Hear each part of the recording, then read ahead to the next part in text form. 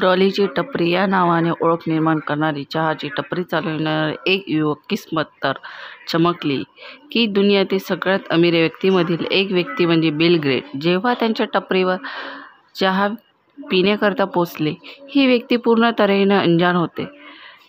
ही व्यक्ती काही आम आदमी नाही तर दुनियातील सर्वात श्रीमंत व्यक्ती म्हणजेच जे मायक्रोसॉफ्ट कंपनीचे ओनर आहे. पैसेवाल्यांच्या लिस्टमध्ये बिल गेट्सचे नाव सगळ्यात वरती येते.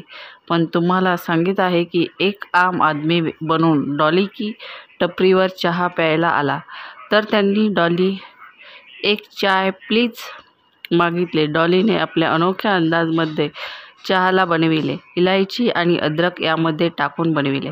पण तुम्हाला सांगित आहे बिल गेट्स हे व्हिडिओ शूट करून आपल्या एक्स अकाउंटवरून शेअर केलेला आहे. पण नंतर डॉलीने सांगितले की हे कोण आहे मला खरंच माहिती नाही.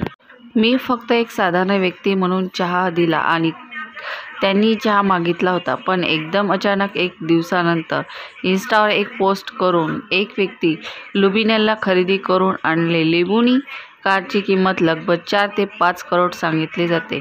पण असे काय झाले की एकाच दिवसात चहाची ठेली लावणार डॉली टपरीची पूर्ण जिंदगीच बदलली. तुम्हाला सांगित आहे की बिल गेट्सने मोठी रक्कम डॉलीच्या टपरीला दिलेली आहे.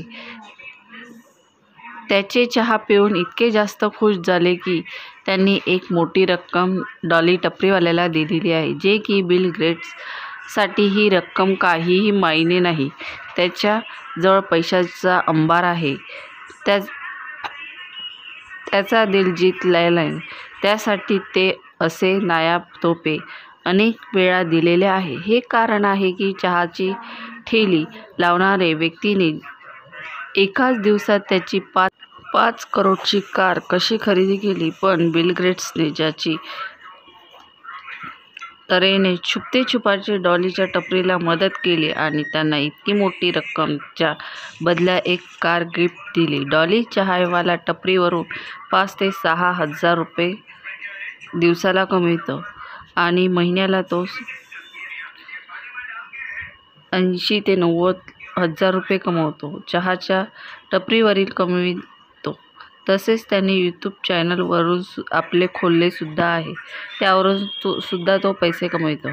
यावरून सुद्धा 1 ते 1.5 लाख रुपये तो कमवितो. तसेच त्याला सपोर्ट करणारे म्हणजेच त्याचे टपरीत येणारे स्टुडंट. त्यांनी त्याचा चहा बनविताना व्हिडिओ शूट केला आणि तो रातोरात व्हायरल झाला. त्याच्या चहाच्या टपरीतील येणारे लाखो लोक त्याला ओळखू लागले.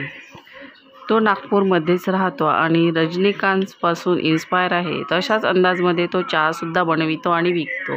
तर तुम्हाला हा व्हिडिओ कसा वाटला? आवडला असेल तर व्हिडिओला लाईक करा, शेअर करा आणि सबस्क्राईब करायला विसरू नका. धन्यवाद.